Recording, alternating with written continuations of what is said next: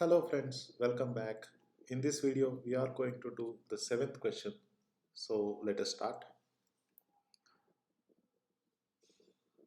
On the grid, draw the image of shape A after an enlargement, scale factor 2, center 0, 1.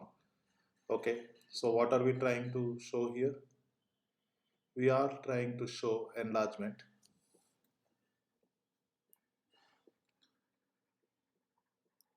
Center is 0, 1 and scale factor is 2. So what that means is this is the center actually. The scale factor is equal to 2. That means object or the final image is at a distance 2x from the center compared to the original object, right? So A is the original object. So look at this point. This point is at a distance 1 along x-axis from the center, and so from the image, since the significant or the scaling factor is 2, this will be the corresponding point for this. So the distance 1 becomes 2. Now this point, the distance is 2, and so it will become 4, and this point will be this. Now for this point, the distance is 3, so the distance to the image will become twice, so it will be this. And if you look at this, for this point it is 3 above and 2 to the left, so it will be 6 above and 4 to the left, and so these are the 4 points, and so this is the final image that you get. And so always remember, this is how you would always draw a line or enlargement figure. So the scaling factor is very useful because the scaling factor will decide how much distance a point is from the center of the transformation. Okay, so this is how you get it. Here the scaling factor is 2, so whatever distance the object is in, the image will be twice that distance. So this one becomes 2, this 2 will become 4, this 3 will become 6, and this 3 and 2 will become 4 and 6. So this is the final image, and so it is better if you can note them each individual points. So that finishes this. Now B part, shape A after reflection in the line y is equal to x minus 1. So we are talking about a line y is equal to x minus 1. So let me clear this up, and now first of all let us draw the line y is equal to x minus 1. So if I put x is equal to 0, y is equal to minus 1. If I put x is equal to 1, y is equal to 0. So 0 minus 1 and 1 0. So this is the line.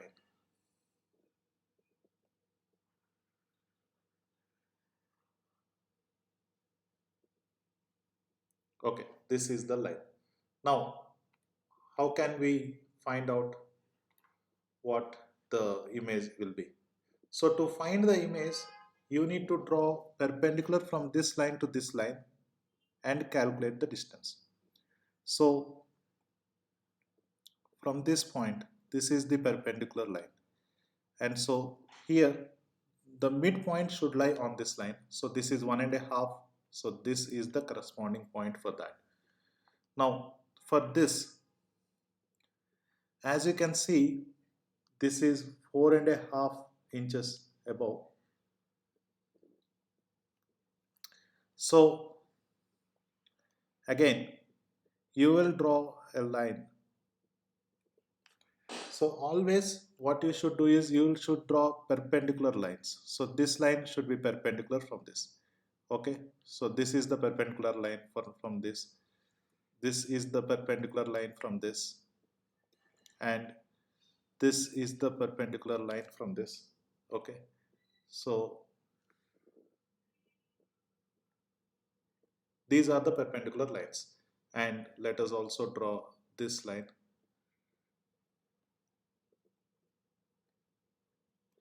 This is the perpendicular line from the point.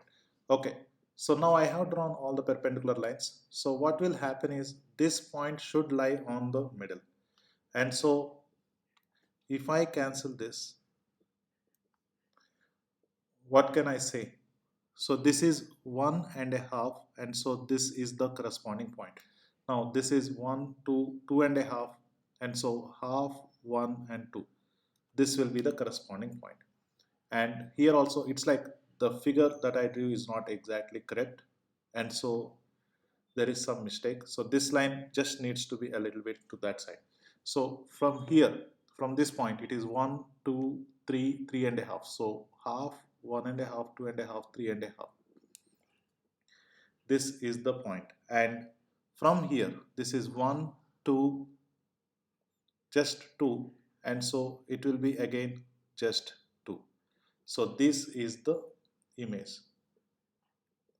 Just join these four terms.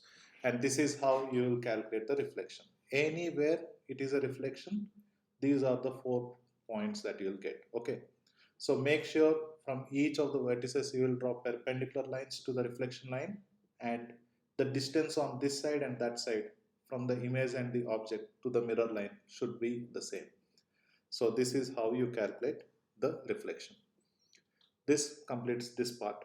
Let us go to the next part. Let me clear everything before we go. Describe fully the single transformation that maps shape A onto shape B. So shape A onto shape B. Okay. So as you can see, this is shape A, this is shape B. Now, if you can see the point -2, 1 has become -1, -2. The point -1, 1 has become -1, -1. The point 0, 4 has become -4, 0. So the point x comma y, it has become -y and x. So the point minus x comma y becomes -y and x.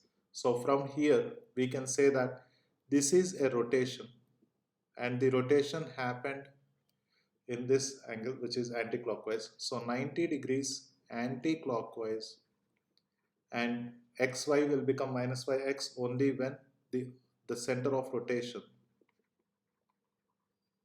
is origin or 0, 0. This is the center of rotation. So that is how you solve this question. So for rotation questions, it is normally not that easy, but you can see.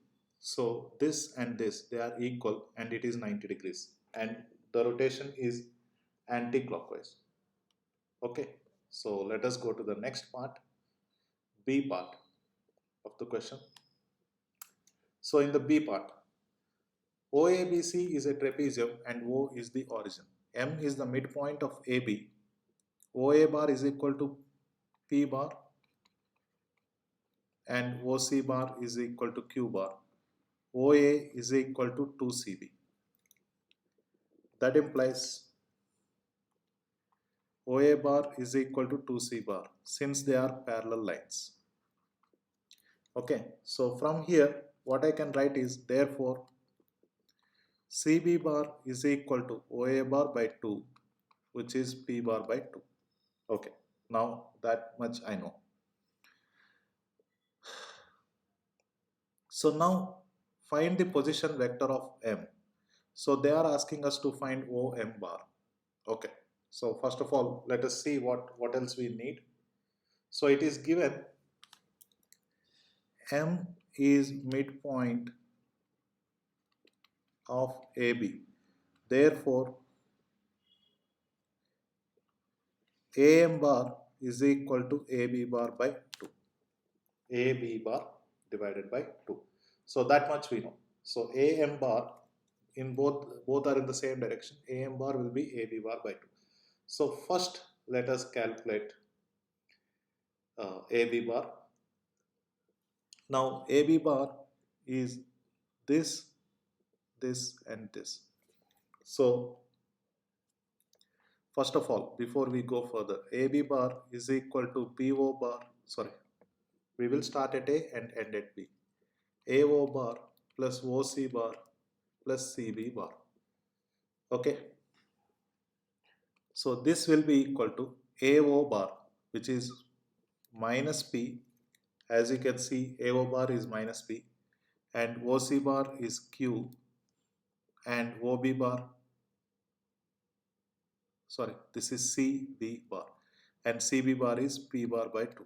So this is Q bar minus P bar by 2. That is AB bar. And so AM bar would be equal to 1 by 2 into Q bar minus P bar by 2, which is Q bar by 2 minus P bar by 4. Now I know AM bar. Okay. So now let us again try to find out OM bar. So in this figure that is given, in order to get to OM bar, I will take this path and then this path.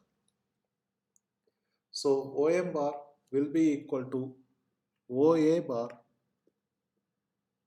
plus AM bar. So OA bar is nothing but P bar plus Q bar by 2 minus P bar by 4. And so this will be Q bar by 2, P minus P bar by 4, which is 3P bar by 4 plus Q bar by 2. And so this is the final answer, 3P bar by 4 plus Q bar by 2. And this is equal to OM bar. So this is the final answer. So whenever they are asking about position vector, they are asking the initial point is 0. So it will start at the origin and it will end at the point where the position vector is needed. Okay, so this completes this question. Let us meet in another video. Until then, all the best. Thank you.